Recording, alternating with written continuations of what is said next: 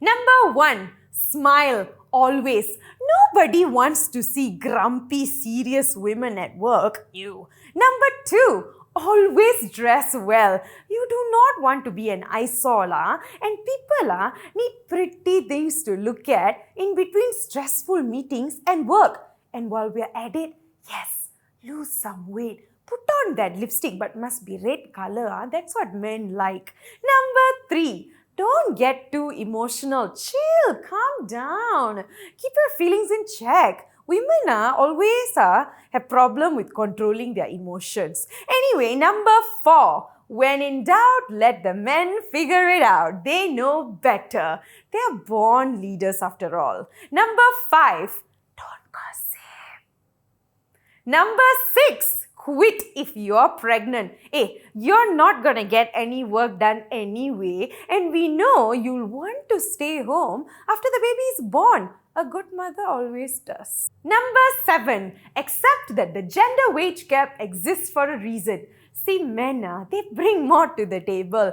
They are always present. No 3-month maternity leave all. They are level-headed, assertive when they need to be. And while you all are gossiping, making coffee in the pantry, they are out there on smoking and vaping breaks, getting work done. And there you have it, my friends. Just some tips on how to be a good side character at work.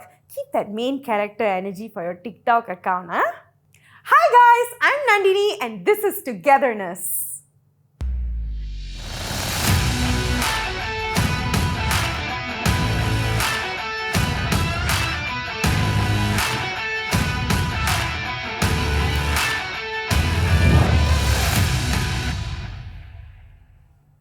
If you identify as a woman, you know most of us are expected to play supporting roles at work. Glass ceiling, enna day, more like metal ceiling. I ketuk-ketuk my tangan yang sakit. And if we're thinking, side character not so bad what? Should be quite easy. If only Muruga, Jesus, Allah, Buddha all know how difficult and complicated it is being a woman in the workforce. On top of that, women at work are often the ones that are expected to take on the extra side work, planning office parties, buying new curtains, taking minutes of meeting because we're all born secretaries, updating the files, you know the drill.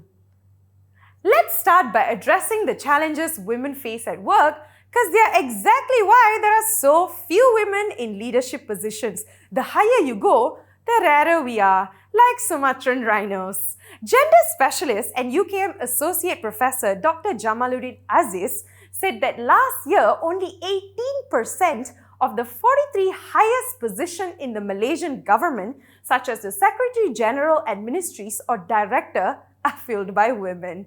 That's less than 8 people, and we wonder why so many of the policies that affect our lives don't work. Okay. Anyway, so the first problem, my personal favorite, cultural norms and false gender roles and stereotypes. The wretched bane plaguing the lives of women worldwide daripada zaman Flintstones. I feel this is the titik permulaan for most of our issues because its backbone is gender discrimination I'll use myself as an example. As a Malaysian Indian woman, I'm expected to dress decently, no slutty clothes like this, no cleavage, only the appropriate amount of legs, maintain a straight-sized weight, speak gently and politely, so no foul language, be very educated but have limited career ambitions because our worth is attached to our interest in settling down, making babies, and being domesticated. So cooking, cleaning, the usuals. Basically Seema auntie would be very proud of me if I can do all of this. Confirm can get good match. You guys notice how so much of what's expected of women in most societies and cultures have to do with our physical appearances, despite the fact that it's irrelevant to basically everything. What's my weight or skin color got to do with how I exist or work And women everywhere seem to be facing the same problem. Like I'm sure you guys have seen what's happening with the Finnish PM, the youngest woman leading a country in the world right now. She's facing a ridiculous sexist amount of criticism and character assassination because she danced with her friends. Logic? Tidak ada. Patriarchal nonsense? Terlebih banyak. Tapi, bila male leaders of countries get involved in sex scandals, make lewd comments, are guilty of adultery, corruption, somehow the energy macam lain sangat. Somehow we can focus on their achievements and track record. Lol, lol, lol.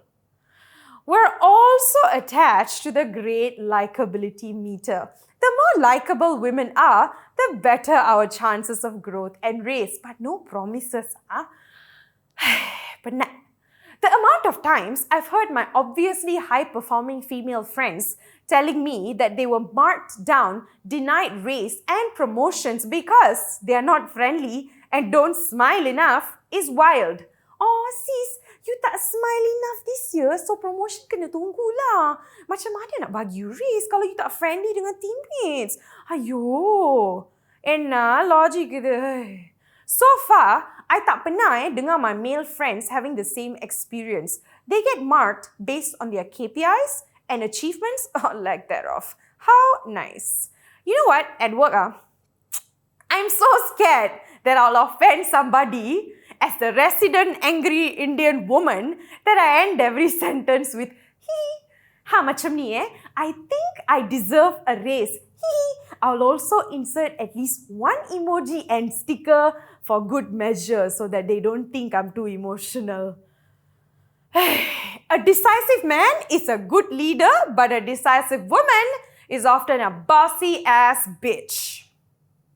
Also, quick one, did you know that the median monthly salary for men is higher by 3.7% compared to women's in Malaysia?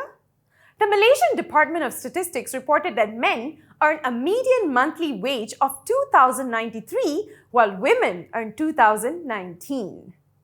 That may not seem like much, but think about how it adds up over a year, a lifetime. Muruga. And it can get stickier lah. Okay, let me tell you. There are missed opportunities because you're a woman, and then there are missed opportunities because you're a woman and belong to a minority group. I belong in an industry that is unfortunately ridiculously superficial. I've been in digital media for more than 7 years, almost a decade, and the amount of times I've felt pushed aside, ignored, undercompensated, asked to be more palatable, and discriminated against is, well, enough to increase my severe depressive episodes and burnout. But to be honest, it's heartbreaking and so confusing to be constantly undervalued. And guys, it's not just in my head tau. It's confirmed by this Deloitte survey titled Women at Work, a Global Outlook in 2021. They surveyed 5,000 women across 10 countries, and guess what? Women in ethnic minority groups and LGBT+ are more likely to experience microaggressions, bullying, and exclusion. Also, 15% of women who are ethnic minority in their country had someone else take credit for their work. You get the idea, right? Workplaces make it hard for women, difficult on different levels, yes, but in general, not great. So how do we rise up the ranks when we're trying to survive these emotionally and physically draining discriminatory practices on top of sexual harassment, sexism, gender wage gap, and patriarchy lah?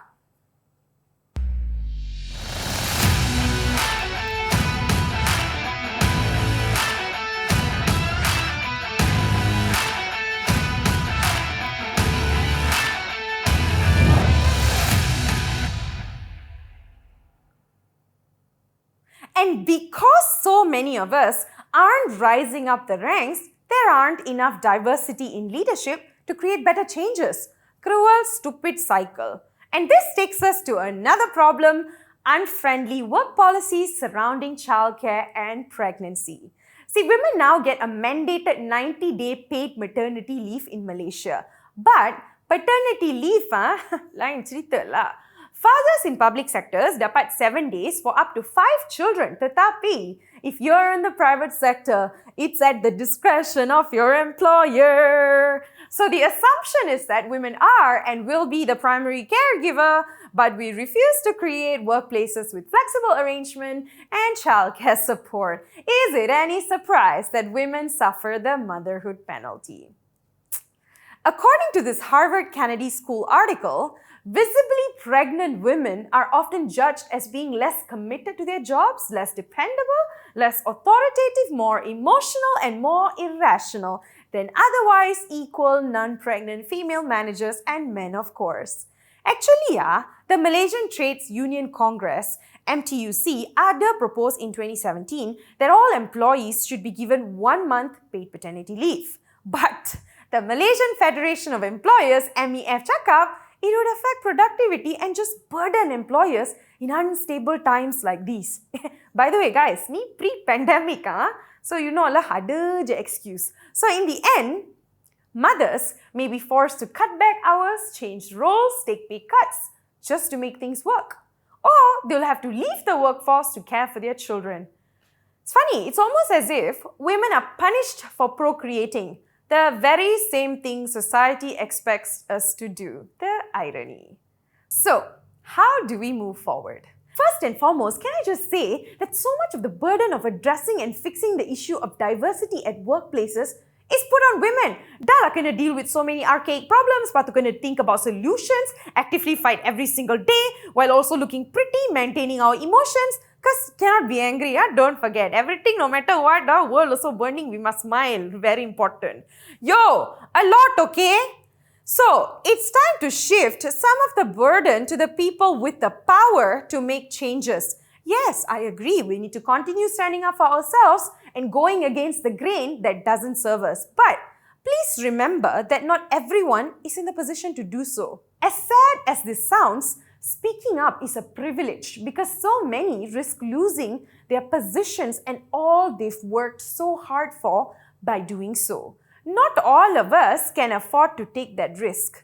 So, less of telling women what to do, we hear enough of that, and more putting in the emotional and physical labor to make things better. Here are some things that you can do. 1. Actively hire women across different races, ethnicities, backgrounds, and age groups. Creating a diverse work environment is not impossible. Plenty of women out there looking for jobs. You just have to be intentional about ensuring a fair and equally represented space. It's proven that diversity results in better decision, policy making, and overall increased productivity. You know how Singapore has reserved elections to ensure multiracial representation? Macam tu lah, kalau nak, boleh je semua. Number 2, create policies that allow female employers to grow without being penalized for choosing or ending up as primary caregivers. We know that it's possible to work remotely or flexibly if there are adequate resources and transparency.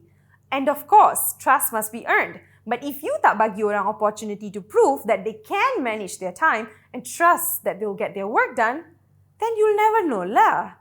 Family-friendly workplaces, childcare, paid maternity and paternity leave, semua ni, trust me, trust the studies, trust the professionals, will make a huge difference. 3. Nurture a safe, respectful and equal environment. Women experience sexual harassment at an alarmingly high level. It's time employers take it seriously instead of constantly brushing it all under the rug. A 2020 survey by the Women's Aid Organization found that 62% of the 1,010 female respondents have experienced workplace sexual harassment. It's great that the Anti-Sexual Harassment Bill has been passed, but employers must also take serious steps to ensure sexual harassment or harassment of any kind will not be tolerated at workplaces. It's honestly a community effort, guys, at this point. Employees must be assured that their complaints will be taken seriously. They will not be gaslighted or victim-blamed if they were to come forward. I know there may be people out there who would probably be like, oh, Nandini ni, aduh, tak habis-habis dengan racism lah, sexism lah, patriarchy lah, carilah topik lain. But guess what, guys? If you're at the receiving end of these discriminations or witness or hear about it almost daily, you'd think about it constantly too. These things happen to nearly 50% of humanity every day. I'm not going to say, hey, it happens to your mother, sister, wife, etc. because you should care about people's well-being beyond your own circle of relatives and friends. And most importantly, it reduces women to just being someone's relation instead of being human beings of their own right. So stop giving excuses and get to work. Nobody wants to work anymore, like what Kim said. Enough with obsessing over the 30% only female representation in politics and leadership positions. Aim higher. There are 5.92 million working women in the country today. It's not that hard.